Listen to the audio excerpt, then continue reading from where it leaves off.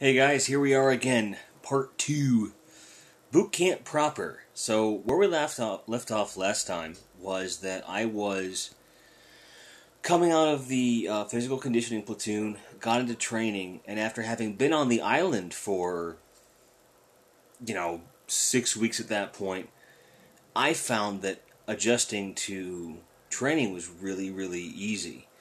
I found that was probably the most fun that I, at least at that point, that I thought I possibly could have had on Paris Island. Because it was just like, for once, I'm ahead of the game. I'm not the slowest one. I'm locked and cocked, as I said at the end of the last video. As they're learning to march, I already had some experience doing that. I knew how work parties worked. I knew how PT functioned. I had a really good understanding of just how things worked. So much so that they made me a squad leader early on, and it was confided in me later that the main reasons were I already knew what was going on, and I was older, and I could be trusted, And what they don't tell you, but I was able to surmise as time went on, is that the leadership structure in boot camp platoons is very easy to decipher if you look at it objectively.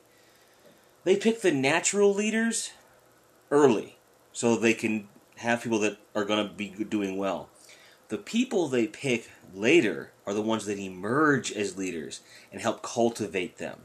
In other words, the first few of us that got to be squad leaders, guides, or whatever in the platoon were the people that, whether we were picked or not, were going to be leaders. Like, they understood that we were going to be doing things later. We didn't really need a whole lot of development on that front. The people that they picked later did. They were diamonds in the rough, if you will. It was clear I had managed people before. It was clear that I was confident in certain abilities of mine to manage people. So, about 2 weeks in, maybe, I got fired as squad leader, which, oh well. I don't even remember what it was about, to be perfectly honest with you. I don't have any memory of it. All I know is that one day I was squad leader and the next day I wasn't. And then they picked somebody else and kind of took on this whole other thing. So, right away you're learning how to march, then you throw the boots on, and again, they're teaching you everything, because now you're in training, you've got a training schedule to meet. You're not just there to get physically fit, they got to teach you everything. How to shoot, how to take care of a uniform, Marine Corps history, warfighting tactics. I mean, make no mistake, you're there to learn how to fight. There's martial arts training involved, which was a pilot program at that time. Tons of different things that you have to learn. But there are some qualifications along the way, certain requirements. Kind of like how you had to meet the physical requirements, there's other requirements as well. Like, you have to shoot at a certain level to graduate. You have to be able to swim at a certain level depending upon your military occupational specialty, MOS. Depending upon your job, you have to swim at a certain level to pass, and so on. My parents joked that I'm part porpoise, or part dolphin, because I love to swim. I feel very much at home in the water. So about a month into training, when we get to the pool, I didn't give a shit. I was like, throw me in there, I don't give a fuck, sir. And so that wasn't a huge deal for me. I was actually kind of disappointed that my qualification level was so low. Because I wasn't required. I think there's like 4 levels of swim qual, and I only had to reach level 2. And even the drill instructors are like, obviously you could have made it all the way, but you don't need to do it. So, it's okay. No problem. Good to go. And then the rest of the week we did work parties, and I went back and worked with some of the shops that I'd worked for before, particularly with regard to supply. And the part of supply we were talking about was canteens, ammo packs, what they call web gear, that sort of thing, where it's like all the stuff you carry around pretty much all the time. Not the uniform itself, where they issue you that stuff, but more where you're issued equipment that you're going to later return. So like canteens, belts, that sort of thing. So I always worked there.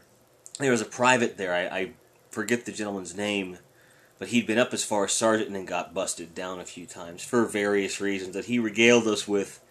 But you start to really humanize Marines that aren't drill instructors. It really helped to kind of see where you were going in the world you were going to be in. You could tell that even the lowest of the low, or the most menial job holders in there, still had a reverence for the Marine Corps and the job, even though maybe some of the luster had worn off of the shine, so to speak. We did the swim qual, and then other kinds of training, like obstacle courses, came up, which I'd already done one before. And ironically, I was better at the obstacle courses when I was in physical conditioning, probably because I was eating more in PCP. I don't understand it. Like, I was never better at the obstacle courses than when I was in PCP, because we went out to the O course a couple times. And this goes on for even when I was much lighter and much stronger later in my career. I don't know what it was, but there was something about the novelty of being on the obstacle course. I just attacked it. It was great. But things I struggled with in the Marines, and especially through boot camp, were upper body strength and running. I am a mid-heavy, like all the weights in my middle. So it's really hard for me to, I have to overdo my upper body strength to make up for what's in the center. But as a result of that mid-center, I have really strong abs and really strong legs. Always have, always will. So I excelled at anything that was middle of the road. When it came to endurance, for marching, walking, standing, you name it, I was always beating kids out on endurance. Maybe I wasn't as fast as they was, but on a 9-mile hump is where you put on all your gear and your pack and everything, and you just go marching, in the muck for, hours upon end. When it came to a 9-mile hump, I was there. The only thing that stopped me in those were my feet. There are 3 levels of drill instructor. There's what they call a senior drill instructor, and he's got a black belt across his campaign cover, which Smokey the Bear, same cover. You've got a heavy green belt, which is the senior green belt, which is not a black belt, but basically he's going to be a senior at some point. He's got more experience. Then you've got the light or the junior green belt, which is a newer drill instructor. Okay, now our junior green belt had a nickname for me. My last name is Dievendurfer. Most of you know that, I'm sure. If you don't, now you know. Who gives a shit, right? There's only so many of me in the world, and my name's out there, so I'm not shy about it. But his nickname for me was Dievendurfer for fucked up feet. That was his nickname for me, because I always had blisters, man. Remember I told you in the last video that I bought the wrong size boots and they would come back to haunt me? Yeah, they're too big. And they were rubbing all the time. And I'd have blisters, I'm not exaggerating, this big on the back of my heels. Like, picture the whole back of your foot, right where it bends, where your foot bends. The whole back of it, from the bottom up to that point, blisters. All the time. Constantly. And it got worse as time went on because we were going humping longer and longer and longer. The boots were broken in and what have you. And the corpsmen were like, how the hell do you do this to yourself, etc., etc. And finally, at some point, when we had the opportunity, because the thing was, by the time it became a real problem, the training schedule was so sensitive that anything I missed, I would have been kicked back. And my senior was like, look, I don't want to put you back into training because it's something this relatively small. Your feet will heal. He says, I don't want to ask you this, but I have to. He says, can you make it 2 more weeks like this? And at that point, it had already been over 2 months. I says, sir, this recruit can absolutely do it. Yeah, you can't refer to yourself as I, as this recruit. I said, absolutely. I says, it's going to hurt. And, any concession that you can make would be much appreciated. But if you're asking this recruit if he can do it, he can. And I did. I absolutely did. By the time we came off of the rifle qualification, when it was at its worst, he said, we have a couple days now. Because what we're doing all this week is people that had to shoot, they have a week to redo their shooting. People that missed their swim calls are going to have a chance to make that up, or testing. Basically, everything up to that point, there was opportunity to make up those scores without getting kicked back. I had passed everything up to that point. I didn't have any issues. He said, on Monday, or whatever the first day of that week was, which I'm pretty sure was Monday, he says, we're going to get you over to Supply, we're going to get you in a pair of boots that fit. And we're going to work on getting your feet fixed. And the rest of this week is you making sure that your feet are okay and breaking those boots in. So I want you doing work parties where you have to walk. Is that all? That's how it's going to go. And that's how it went. So it just kind of... They were really hard on us. But I'm kind of showing you the human side now, because what I have to tell you about the whole of training really kind of, rings true. From the start, there's a prevailing sense of fatherhood versus sons, and mothers versus daughters with the drill instructors and the female as well. Early on, drill instructors established themselves as big brothers or father figures. And you don't want to disappoint them, because you want their approval, because that means you're not going to get fucked with. And if the approval feels good, to be perfectly honest with you. And if you get the disapproval of your drill instructor, especially the senior, you're going in the pit. What is the pit? The pit is a giant sandbox of clay and sand mixture that's moist and is full of sand fleas and flies and ticks, and is every bit as disgusting as it sounds. And now you're doing push-ups, and you're running in place, and you're doing crunches, and you're doing in rapid succession jumping jacks, you name it, for seconds, minutes, hours at a time as punishment. Whether it was one of you, a few of you, or the whole platoon getting messed with because we didn't do something right as a unit. You learn to work together as a team. You live or die by that teamwork rule. And you also learn how to take responsibility for your own actions because of this. Always getting punished. Again, everything you see in Full Metal Jacket, for the most part, still exists on some level. Okay? The public humiliation stuff, not so much. Like the thing where they're on the parade deck and they're teaching marching, and Private Pyle is walking behind the platoon sucking his thumb. That kind of shit doesn't fly anymore, because they found it wasn't productive. But I would argue that the Marine Corps depicted in Full Metal Jacket was a different Marine Corps with good reason. They knew they were sending a large percentage of these young gentlemen to die. And if the only way to break them of bad habits and stupidity, poor judgment, was to do that, to get them to snap out of whatever it was, that's how it was done. Because they didn't want one guy getting everybody else killed. And that's something that the Mothers of America and other organizations that rallied against this sort of behavior didn't understand. This wasn't about hurting anyone's feelings. This was never about demeaning the youth of America or scarring them for life. It was about trying to keep them from dying. Never going to say that it was wrong to kind of drill some of that back, but I think that a lot of times it just wasn't properly discussed. The right discussion wasn't being had. That said, the public stuff never happened. That much I can tell you. I will tell you that in boot camp, at the end of your squad bay, which is every bit as much the same as it was in the film. In fact, they filmed it at Paris Island, so those are the real deal. That's what it looked like. Trash cans and everything. It looks exactly the same. At the end of the squad bay, there's a big locker. It's about the size of a decent-sized bathroom, I'd say.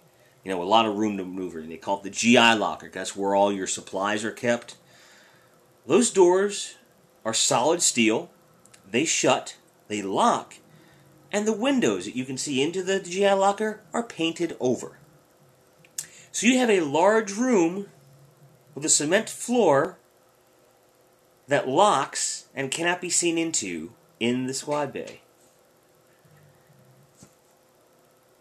There comes a point in boot camp where You stop waiting for the drill instructors to correct your fellow recruits, and you start correcting them.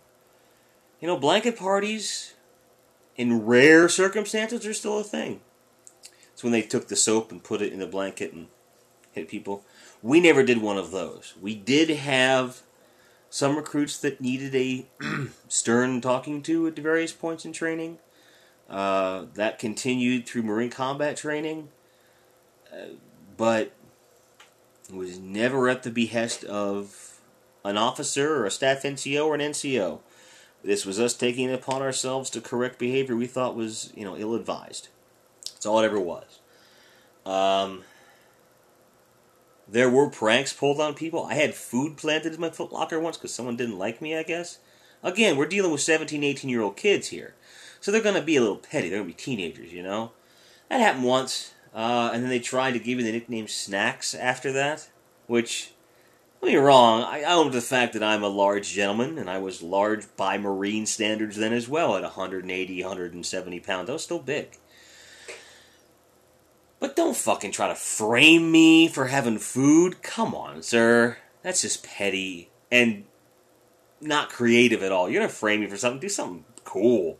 They didn't do that. Towards the end of it, the people, the guide and the squadrons we had, they started acting a bit big for their britches. They started treating what are called billets, their jobs in the platoon, like ranks. They wanted people to call them guide, brown, or squad leader this or whatever, and we weren't having it. Because, fuck you. You're the same as us. You have some responsibilities, sure. And you get some perks for those responsibilities, yes.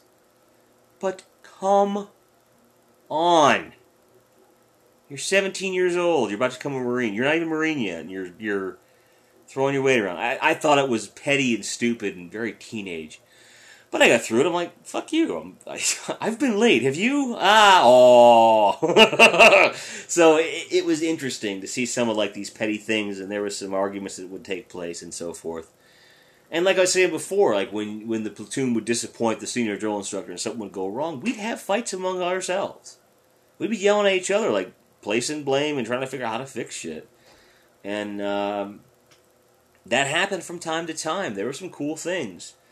When we did well, we were rewarded. There was one night where a senior drill instructor said, "You guys did good." It was when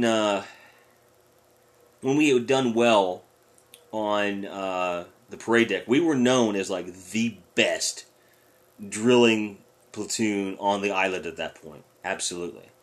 And with rifles, marching, perfect movements, the whole bit. We got perfect sixes across the board, a lot of stuff. Not everything, but close. And when we won that, he didn't want it to go to our head. He wanted us to be proud, but he wanted us to remember why it had worked, because we worked as a team. So we watched Any Given Sunday, which talks about the breaking down and build-up of a team. That was a great reward, man. It's a great movie. I still love it to this day. I have it on my shelf. Great movie. Football is a game of inches. I'm not going to go there. But, there's these weird kind of balances in boot camp where you have the human side and the duty side of things. So we get through all the different training. Everyone's got their certifications up. All of the school book stuff is finished. We've all made it through different things, and everyone's made it through everything at least once. The O course, I forget the name of it. There's an O course where it's just you just run through it and stuff, and there's another one which is more of what you read about, where you're going down this, you're up 5 stories in the air, and you're going down this rope upside down, and then you're over top of a pool, and you get out of the net, and you go do this other thing, and then when in Full Metal Jacket, when they're on top of this thing and they're talking about the right way to do rifle stuff or something, and you see all these different obstacles going around, and he have them go up this ladder, and he pulls over and goes back down. That's get the fuck off my obstacle. That's the different obstacle course I'm talking about, where it's different stations and stuff like that. I had problems with the first 2 times I did it, but the third time, no problem. Everyone had something that was their Achilles heel. And, ironically, a buddy of mine, he didn't make it through rifle the first time. They checked his eyes again, found he needed glasses, went through, was awesome. That guy went on to be a sniper. Not even fucking joking. So, they give you chances. And I made it through my rifle qual without glasses, and I have bad eyesight. So I was kind of proud of myself that I knew, in a situation where I didn't have glasses, with iron sights, I could make a kill from 500 yards away. Don't piss me off. Kidding. Or am I? But anyway, we'd all made it through. And then now you get to the Crucible. What the Crucible is, it's a culmination of everything. It's designed to deprive you of sleep and, emotionally charged. You march out there, 9 miles out, you get about 2 hours of sleep in the bush, and then you start the Crucible. It's 48 hours, pretty much from start to finish. And it's just designed to test everything. You learn more about the Marine Corps as you go. They give you these great puzzles. I'm not going to give any of them away, because if you're going into the Marine Corps, I don't want you to cheat. But they'll get you there. You'll read about a historical thing that happened, how something was solved, and you'll relate the puzzle to that and try to figure out how classic Marines, if you will, solve problems. Then you will go back to solving that problem. And as time goes on, your brain breaks down, and your teamwork doesn't function as well, and you have to kind of keep reminding yourself of what you're doing. And it's never about being the most physically charged or the most mentally capable. It's about everyone working together, otherwise you'll never make it through. And at the end of it, there's like another 9, 10, 12 mile hump back, and by then you're so fucking tired. And you have one MRE, which is supposed to last you, it's supposed to last you a day, but this lasts you the whole period of time, so you haven't even eaten that much, arguably. And then you march onto the deck. By this point, you're dirty, you're sweaty, you've probably pissed on yourself, to be honest. And they give you an eagle, globe, and anchor, which is the Marine Corps symbol. They give you your first one, that you are now a Marine. And it's cheesy, but goddamn if that wasn't one of the most emotional things that have ever happened to me. To this day still, I put the birth of my daughter well above that in terms of emotional things, and certainly Marine Corps is on par with other things that I've had high emotions for, but it's definitely up there. Because I had worked so hard. Because you remember where I came from before. It was, I was down and out. I was homeless.